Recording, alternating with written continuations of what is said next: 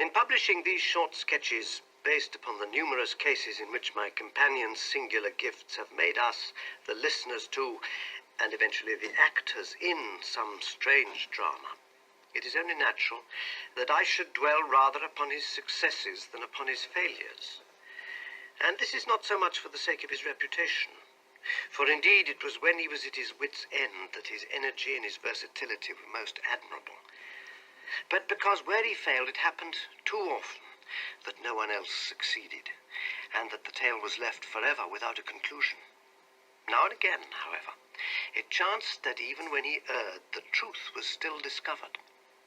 I have noted of some half-dozen cases of the kind. The adventure of the Musgrave ritual and that which I am about to recount are the two which present the strongest features of interest. Sherlock Holmes was a man who seldom took exercise for exercise's sake. Few men were capable of greater muscular effort, and he was undoubtedly one of the finest boxers of his weight that I have ever seen. But he looked upon aimless bodily exertion as a waste of energy, and he seldom bestirred himself save where there was some professional object to be served. Then he was absolutely untiring and indefatigable. That he should have kept himself in training under such circumstances is remarkable, but his diet was usually of the sparest, and his habits were simple to the verge of austerity. Save for the occasional use of cocaine, he had no vices, and he only turned to the drug as a protest against the monotony of existence when cases were scanty and the papers uninteresting. One day in early spring, he had so far relaxed as to go for a walk with me in the park, where the first faint shoots of green were breaking out upon the elms, and the sticky spearheads of the chestnuts were just beginning to burst into their five-fold leaves. For 2 hours we rambled about together in silence for the most part, as befits two men who know each other intimately. It was nearly 5 before we were back in Baker Street once more. "Beg pardon, sir," said our page boy as he opened the door. "There's been a gentleman here asking for you, sir." Holmes glanced reproachfully at me. "So much for afternoon walks," said he. "Has this gentleman gone, then?" "Yes, sir." "Didn't you ask him in?" "Yes, sir, he came in." "How long did he wait?" "Half an hour, sir. He was a very restless gentleman, sir, walking and stamping all the time he was here. I was waiting outside the door, sir, and I could hear him. At last, he outs into the passage and he cries, 'Is that man never going to come?' Those were his very words, sir. 'You'll only need to wait a little longer,' says I. 'Then I'll wait in the open air, for I feel half choked,' says he. 'I'll be back before long.' And with that he ups and he outs, and all I could say wouldn't hold him back." Well, you did your best," said Holmes as we walked into our room. "It's very annoying, though, Watson. I was badly in need of a case, and this looks from the man's impatience as if it were of importance. Hello? That's not your pipe on the table. He must have left his behind him. A nice old briar, with a good long stem of what the tobacconists call amber. I wonder how many real amber mouthpieces there are in London. Some people think that a fly in it is a sign. Well, he must have been disturbed in his mind to leave a pipe behind him, which he evidently values highly." "How do you know that he values it highly?" I asked. "Well, I should put the original cost of the pipe at 7 and 6pence.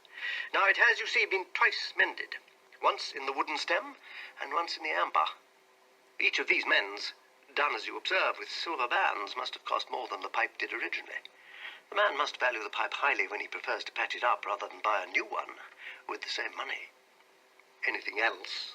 I asked, for Holmes was turning the pipe about in his hand and staring at it in his peculiar, pensive way. He held it up and tapped on it with his long, thin forefinger, as a professor might who was lecturing on a bone. "Pipes are occasionally of extraordinary interest," said he. "Nothing has more individuality, save perhaps watches and bootlaces. The indications here, however, are neither very marked nor very important. The owner is obviously a muscular man, left-handed, with an excellent set of teeth, careless in his habits, and with no need to practice economy. My friend threw out the information in a very offhand way, but I saw that he cocked his eye at me to see if I'd followed his reasoning.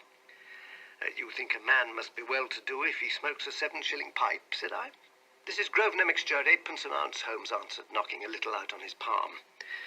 As he might get an excellent smoke for half the price, he has no need to practice economy. And the other points. He has been in the habit of lighting his pipe at lamps and gas jets. You can see that it is quite charred all down one side. Of course, a match could not have done that.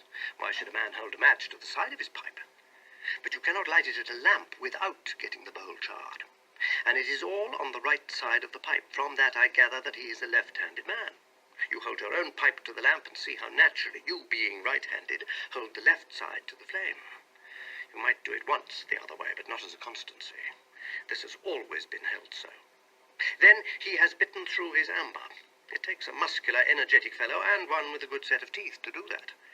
But if I'm not mistaken, I hear him upon the stair. So we shall have something more interesting than his pipe to study. An instant later, our door opened, and a tall young man entered the room. He was well but quietly dressed in a dark grey suit, and carried a brown wide-awake in his hand. I should have put him at about 30, though he was really some years older. "I beg your pardon," he said with some embarrassment. "I suppose I should have knocked." "Yes, of course I should have knocked. The fact is that I'm a little upset, and you must put it all down to that."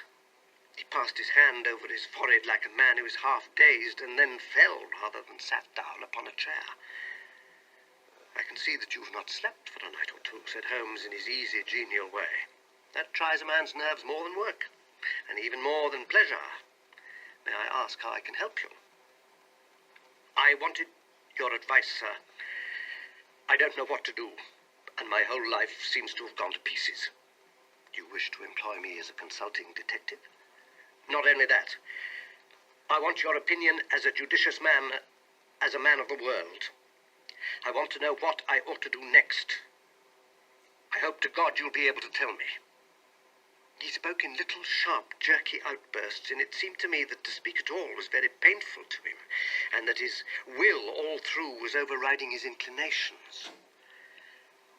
"It's a very delicate thing," said he. "One does not like to speak of one's domestic affairs to strangers. It seems dreadful to discuss the conduct of one's wife with two men whom I've never seen before. It's horrible to have to do it. But I've got to the end of my tether, and I must have advice." "My dear Mr. Grant Munro," began Holmes. Our visitor sprang from his chair. "What?" he cried. "You know my name?" "If you wish to preserve your incognito," said Holmes, smiling, "I would suggest that you cease to write your name upon the lining of your hat, or else that you turn the crown towards the person whom you're addressing. I was about to say that my friend and I have listened to a good many strange secrets in this room, and that we've had the good fortune to bring peace to many troubled souls. I trust that we may do as much for you.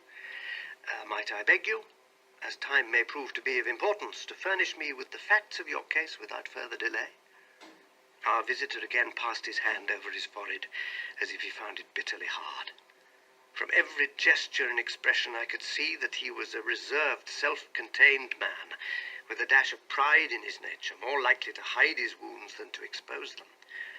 Then suddenly, with a fierce gesture of his closed hand, like one who throws reserve to the winds, he began. "The facts are these, Mr. Holmes," said he. "I am a married man and have been so for 3 years. During that time, my wife and I have loved each other as fondly and lived as happily as any two that ever were joined. We have not had a difference, not one, in thought or word or deed. And now, since last Monday, there has suddenly sprung up a barrier between us, and I find that there is something in her life and in her thoughts of which I know as little as if she were the woman who brushes by me in the street. We are estranged, and I want to know why. Now, there is one thing I want to impress upon you before I go any further, Mr. Holmes. Effie loves me. Don't let there be any mistake about that. She loves me with her whole heart and soul, and never more than now. I know it. I feel it. I don't want to argue about that. A man can tell easily enough when a woman loves him. But there's this secret between us, and we can never be the same until it is cleared. Kindly let me have the facts, Mr. Munro," said Holmes with some impatience. "I'll tell you what I know about Effie's history. She was a widow when I met her first, though quite young, only 25. Her name then was Mrs. Hebron. She went out to America when she was young and lived in the town of Atlanta, where she married this Hebron. who was a lawyer with a good practice. They had one child, but the yellow fever broke out badly in the place, and both husband and child died of it. I've seen his death certificate. This sickened her of America, and she came back to live with a maiden aunt at Pinner in Middlesex. I may mention that her husband had left her comfortably off, and that she had a capital of about £4,500, which had been so well invested by him that it returned an average of 7%. She had only been 6 months at Pinner when I met her. We fell in love with each other, and we married a few weeks afterwards. I am a hop merchant myself, and as I have an income of £700 or £800, we found ourselves comfortably off and took a nice £80 a year villa at Norbury. Our little place was very countrified, considering that it is so close to town. We had an inn and 2 houses a little above us, and a single cottage at the other side of the field which faces us. And except for those, there were no houses until you got halfway to the station. My business took me into town at certain seasons, but in summer I had less to do, and then in our country home my wife and I were just as happy as could be wished. I tell you that there never was a shadow between us until this accursed affair began. There's one thing I ought to tell you before I go further. When we married, my wife made over all her property to me, rather against my will, for I saw how awkward it would be if my business affairs went wrong. However, she would have it so, and it was done. Well, about 6 weeks ago she came to me. "Jack," said she, "when you took my money, you said that if ever I wanted any, I was to ask you for it." "Certainly," said I. "It's all your own." "Well," said she, "I want £100. I was a bit staggered at this, but I had imagined it was simply a new dress or something of the kind that she was after. "What on earth for?" I asked. "Oh," said she in her playful way, "you said that you were only my banker, and bankers never ask questions, you know." "If you really mean it, of course you shall have the money," said I. "Oh, yes, I really mean it. And you won't tell me what you want it for?" "Some day, perhaps, but not just at present, Jack." So I had to be content with that, though it was the first time that there'd ever been any secret between us. I gave her a cheque, and I never thought any more of the matter. It may have nothing to do with what came afterwards, but I thought it only right to mention it. Well, I told you just now that there is a cottage not far from our house. There is just a field between us, but to reach it you have to go along the road and then turn down a lane. Just beyond it is a nice little grove of Scotch firs, and I used to be very fond of strolling down there, for trees are always a neighbourly kind of thing. The cottage had been standing empty this 8 months, and it was a pity, for it was a pretty 2-storied place with an old-fashioned porch and a honeysuckle about it. I've stood many a time and thought what a neat little homestead it would make. Well, last Monday evening I was taking a stroll down that way when I met an empty van coming up the lane and saw a pile of carpets and things lying about on the grass plot beside the porch. It was clear that the cottage had at last been let. I walked past it, and then, stopping, as an idle man might, I ran my eye over it and wondered what sort of folk they were who'd come to live so near us. And as I looked, I suddenly became aware that a face was watching me out of one of the upper windows. I don't know what there was about that face, Mr. Holmes, but it seemed to send a chill right down my back. I was some little way off, so that I could not make out the features, but there was something unnatural and inhuman about the face. That was the impression that I had. And I moved quickly forward to get a nearer view of the person who was watching me, but as I did so, the face suddenly disappeared, so suddenly that it seemed to have been plucked away into the darkness of the room. I stood for 5 minutes thinking the business over and trying to analyze my impressions. I could not tell if the face was that of a man or a woman. It had been too far from me for that, but its colour was what had impressed me most. It was of a livid, chalky white, and with something set and rigid about it which was shockingly unnatural. So disturbed was I that I determined to see a little more of the new inmates of the cottage. I approached and knocked at the door, which was instantly opened by a tall, gaunt woman with a harsh, forbidding face. "What may you be wanting?" she asked in a northern accent. "I am your neighbour over yonder," said I, nodding towards my house. "I see that you have only just moved in, so I thought that if I could be of any help to you in any way, I will just ask ye when we want ye." said she, and shut the door in my face. Annoyed at the churlish rebuff, I turned my back and walked home. All evening, though I tried to think of other things, my mind would still turn to the apparition at the window and the rudeness of the woman. I determined to say nothing about the former to my wife, as she's a nervous, highly strung woman, and I had no wish that she should share the unpleasant impression which had been produced upon myself. I remarked to her, however, before I fell asleep, that the cottage was now occupied, to which she returned no reply. I'm usually an extremely sound sleeper. It's been a standing jest in the family that nothing could ever wake me during the night. And yet somehow on that particular night, whether it may have been the slight excitement produced by my little adventure or not, I know not, but I slept much more lightly than usual. Half in my dreams, I was dimly conscious that something was going on in the room, and gradually became aware that my wife had dressed herself and was slipping on her mantle and her bonnet. My lips were parted to murmur out some sleepy words of surprise or remonstrance at this untimely preparation, when suddenly my half-opened eyes fell upon her face, illuminated by the candlelight, and astonishment held me dumb. She wore an expression such as I had never seen before, such as I should have thought her incapable of assuming. She was deadly pale, and breathing fast, glancing furtively towards the bed as she fastened her mantle, to see if she disturbed me. Then, thinking that I was still asleep, she slipped noiselessly from the room, and an instant later I heard a sharp creaking which could only come from the hinges of the front door.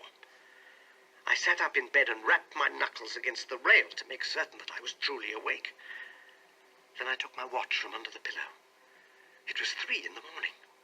What on this earth could my wife be doing out on the country road at 3 in the morning? I'd sat for about 20 minutes turning the thing over in my mind and trying to find some possible explanation. The more I thought, the more extraordinary and inexplicable did it appear.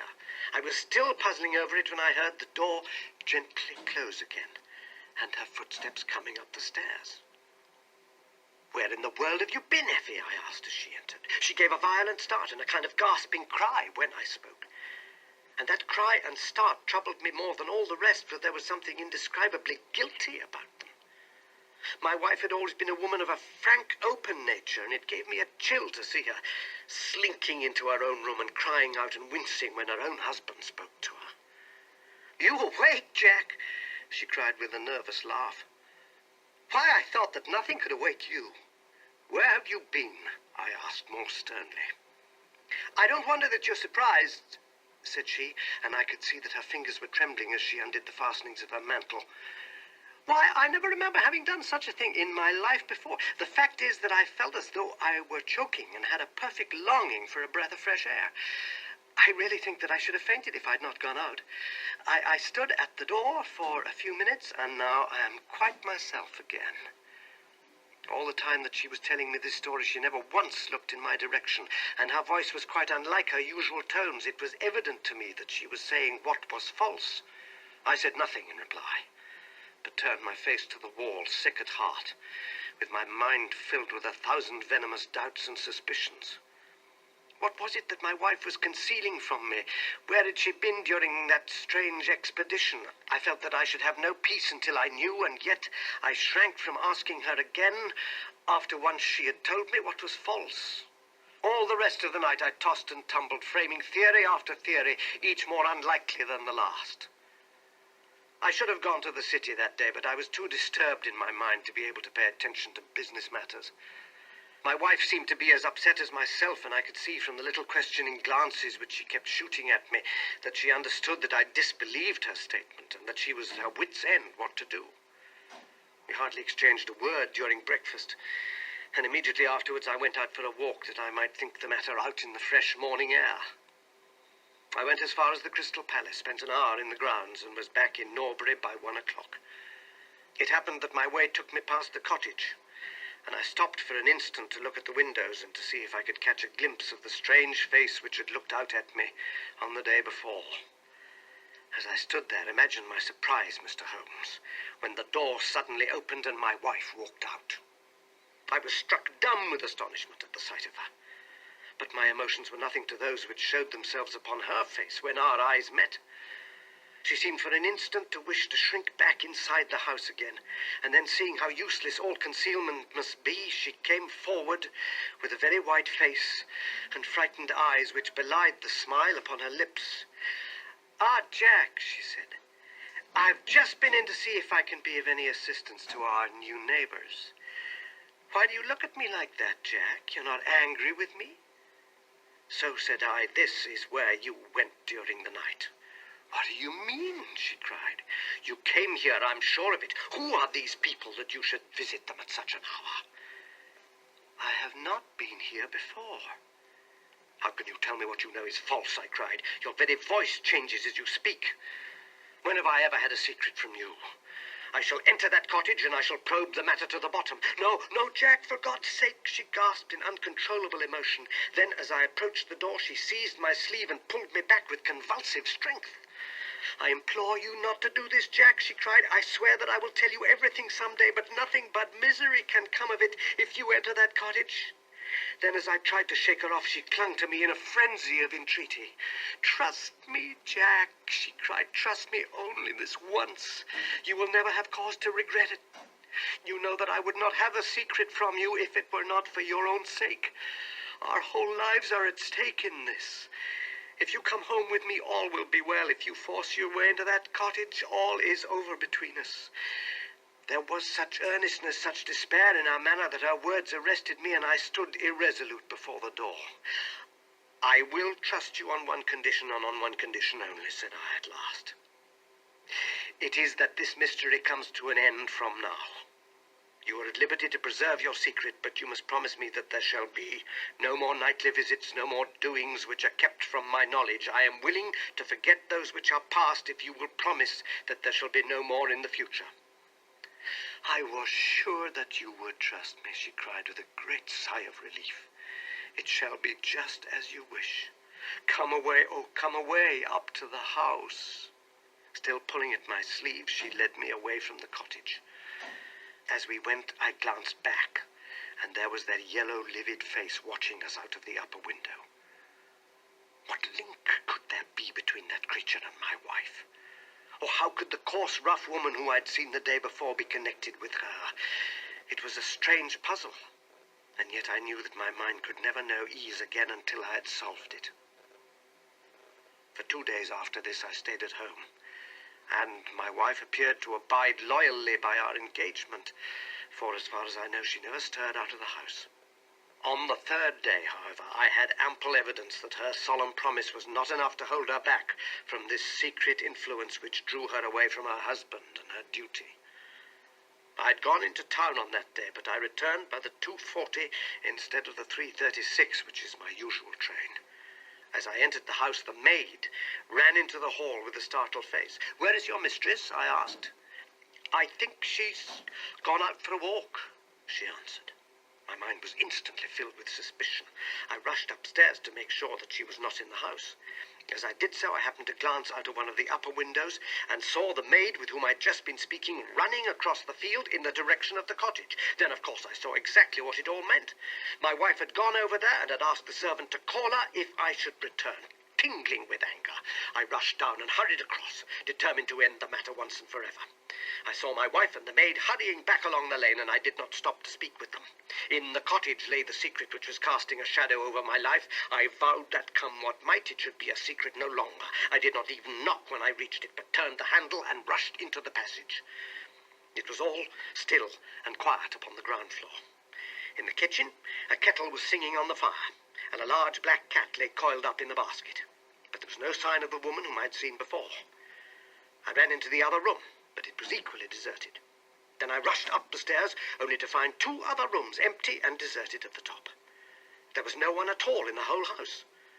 The furniture and pictures were of the most common and vulgar description, save in the one chamber at the window of which I had seen the strange face. That was comfortable and elegant, and all my suspicions rose into a fierce, bitter flame when I saw that on the mantelpiece stood a copy of a full-length photograph of my wife, which had been taken at my request only 3 months ago. I stayed long enough to make certain that the house was absolutely empty.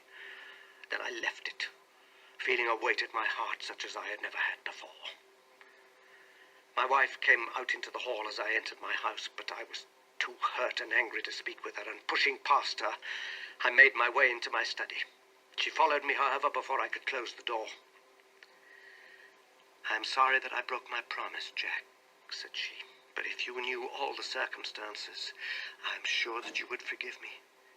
"Tell me everything, then," said I. "I cannot, Jack, I cannot," she cried. "Until you tell me who it is that has been living in that cottage and who it is to whom you have given that photograph, there can never be any confidence between us," said I. And breaking away from her, I left the house. That was yesterday, Mr. Holmes, and I have not seen her since. Nor do I know anything more about this strange business. It is the first shadow that has come between us, and it has so shaken me that I do not know what I should do for the best. Suddenly this morning it occurred to me that you were the man to advise me, so I've hurried to you now, and I placed myself unreservedly in your hands.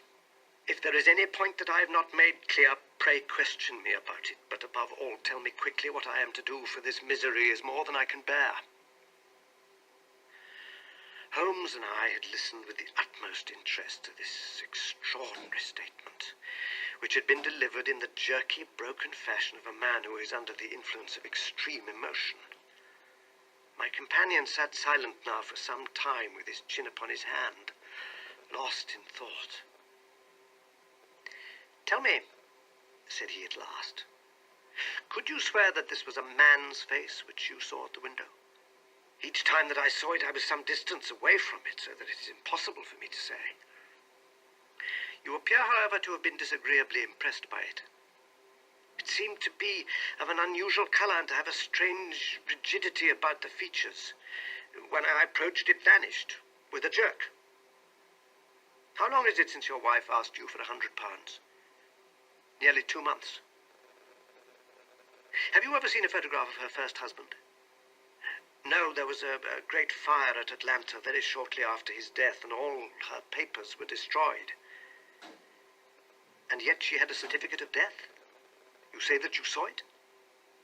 Yes, she got a duplicate after the fire. Did you ever meet anyone who knew her in America? No. Did she ever talk of revisiting the place? No. Or get letters from it? No. Thank you. I should like to think over the matter a little now. If the cottage is now permanently deserted, we may have some difficulty. If, on the other hand, as I fancy is more likely, the inmates were warned of your coming and left before you entered yesterday, then they may be back now, and we should clear it all up easily. Let me advise you, then, to return to Norbury and to examine the windows of the cottage again. If you have reason to believe that it is inhabited, do not force your way in, but send a wire to my friend and me. We shall be with you within an hour of receiving it, and we shall then very soon get to the bottom of the business. And if it is still empty, in that case I shall come out tomorrow and talk it over with you. Goodbye, and above all, do not fret until you know that you really have a cause for it. I am afraid that this is a bad business, Watson, said my companion as he returned after accompanying Mr. Grant Munro to the door. What do you make of it? It had an ugly sound, I answered. Yes, there's blackmail in it, or I'm much mistaken. And who is the blackmailer? Well, it must be the creature who lives in the only comfortable room in the place, and has her photograph above his fireplace. Upon my word, Watson, there is something very attractive about that livid face at the window, and I would not have missed the case for worlds. You have a theory. Yes, a provisional one, but I shall be surprised if it does not turn out to be correct. This woman's first husband is in that cottage. Why do you think so? How else can we explain her frenzied anxiety that her second one should not enter it? The facts as I read them are something like this. This woman was married in America. Her husband developed some hateful qualities, or shall we say he contracted some loathsome disease and became a leper or an imbecile. She flies from him at last, returns to England, changes her name and starts her life as she thinks, afresh. She has been married 3 years and believes that her position is quite secure, having shown her husband the death certificate of some man whose name she has assumed, when suddenly her whereabouts is discovered by her first husband, or we may suppose by some unscrupulous woman who has attached herself to the invalid. They write to the wife and threaten to come and expose her. She asks for £100 and endeavours to buy them off. They come in spite of it, and when the husband mentions casually to the wife that there are newcomers in the cottage, she knows in some way that they are her pursuers. She waits until her husband is asleep, and then she rushes down to endeavour to persuade them to leave her in peace. Having no success, she goes again next morning, and her husband meets her, as he's told us, as she comes out. She promises him then not to go there again, but 2 days afterwards the hope of getting rid of those dreadful neighbours was too strong for her, and she made another attempt, taking down with her the photograph which had probably been demanded from her. In the midst of this interview, the maid rushed in to say that the master had come home, on which the wife, knowing that he would come straight down to the cottage, hurried the inmates out at the back door, into the grove of fir trees probably, which was mentioned as standing near. In this way he found the place deserted. I shall be very much surprised, however, if it is still so when he reconnoitres it this evening. What do you think of my theory? It is all surmise, but at least it covers all the facts. When new facts come to our knowledge which cannot be covered by it, it will be time enough to reconsider it. We can do nothing more until we have a message from our friend at Norbury. But we had not a very long time to wait for that. It came just as we had finished our tea. The cottage is still tenanted, it said. Have seen the face again at the window. Will meet the 7 o'clock train and will take no steps until you arrive. He was waiting on the platform when we stepped out, and we could see in the light of the station lamps that he was very pale and quivering with agitation. They are still there, Mr. Holmes, said he, laying his hand hard upon my friend's sleeve. I saw lights in the cottage as I came down. We shall settle it now once and for all. What is your plan, then? Asked Holmes as he walked down the dark tree-lined road. I am going to force my way in and see for myself who is in the house. I wish you both to be there as witnesses. You're quite determined to do this, in spite of your wife's warning that it is better that you should not solve the mystery? Yes, I am determined.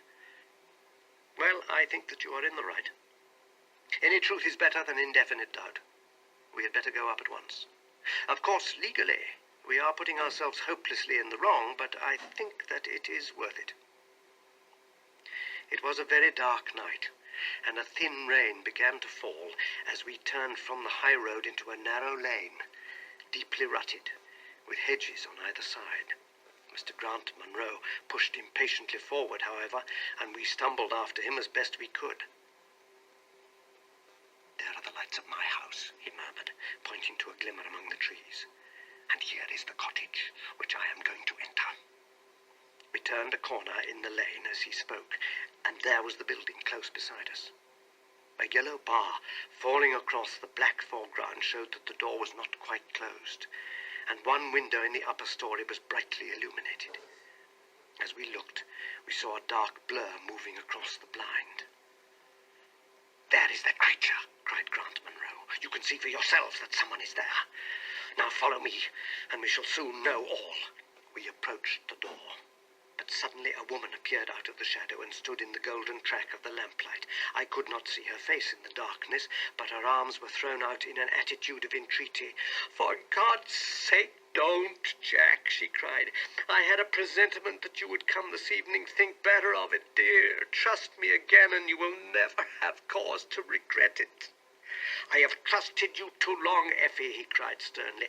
Leave go of me. I must pass you. My friends and I are going to settle this matter once and forever. He pushed her to one side, and we followed closely after him.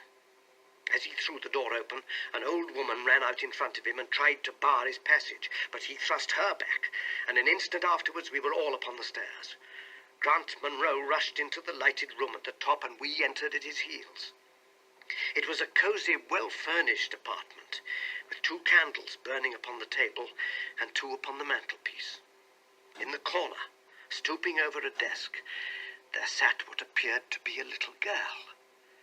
Her face was turned away as we entered, but we could see that she was dressed in a red frock and that she had long white gloves on.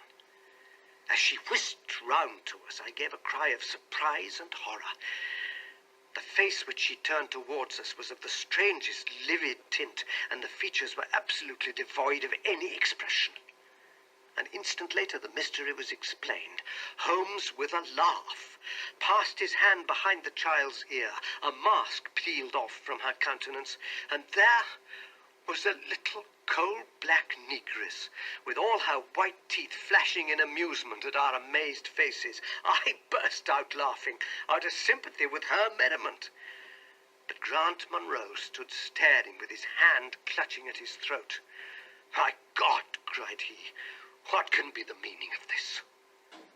"I will tell you the meaning of it," cried the lady, sweeping into the room with a proud, set face. "You have forced me against my own judgment to tell you, and now we must both make the best of it. My husband died in Atlanta. My child survived." "Your child?" She drew a large silver locket from her bosom. "You have never seen this open." I understood that it did not open. She touched a spring, and the front hinged back. There was a portrait within of a man, strikingly handsome and intelligent-looking, but bearing unmistakable signs upon his features of his African descent. "That is John Hebron of Atlanta," said the lady. "And a nobler man never walked the earth. I cut myself off from my race in order to wed him, but never once while he lived did I for an instant regret it. It was our misfortune that our only child took after his people rather than mine. It is often so in such matches. And little Lucy is darker far than ever her father was. But dark or fair, she is my own dear little girlie, and her mother's pet." The little creature ran across at the words and nestled up against the lady's dress. "When I left her in America," she continued, "it was only because her health was weak and the change might have done her harm. She was given to the care of a faithful Scotchwoman who had once been our servant. Never for an instant did I dream of disowning her as my child. But when chance threw you in my way, Jack, and I learned to love you, I feared to tell you about my child. God forgive me, I feared that I should lose you, and I had not the courage to tell you. I had to choose between you, and in my weakness I turned away from my own little girl. For 3 years I have kept her existence a secret from you, but I heard from the nurse, and I knew that all was well with her. At last, however, there came an overwhelming desire to see the child once more. I struggled against it, but in vain. Though I knew the danger, I determined to have the child over, if it were but for a few weeks. I sent £100 to the nurse, and I gave her instructions about this cottage, so that she might come as a neighbor without my appearing to be in any way connected with her. I pushed my precautions so far as to order her to keep the child in the house during the daytime, and to cover up her little face and hands, so that even those who might see her at the window should not gossip about there being a black child in the neighborhood. If I had been less cautious, I might have been more wise, but I was half crazy with fear that you should learn the truth. It was you who told me first that the cottage was occupied. I should have waited for the morning, but I could not sleep for excitement, and so at last I slipped out, knowing how difficult it is to awake you. But you saw me go, and that was the beginning of my troubles. Next day you had my secret at your mercy, but you nobly refrained from pursuing your advantage. 3 days later, however, the nurse and child only just escaped from the back door as you rushed in at the front one. And now tonight, at last, you know all, and I ask you, what is to become of us, my child and me? She clasped her hands and waited for an answer. It was a long 10 minutes before Grant Munro broke the silence, and when his answer came, it was one of which I love to think. He lifted the little child, kissed her, and then, still carrying her, he held his other hand out to his wife and turned towards the door. "We can talk it over more comfortably at home," said he. "I am not a very good man, Effie, but I think that I am a better one than you have given me credit for being." Holmes and I followed them down the lane, and my friend plucked at my sleeve as we came out. "I think," said he, "that we shall be of more use in London than in Norbury." Not another word did he say of the case until late that night, when he was turning away with his lighted candle for his bedroom.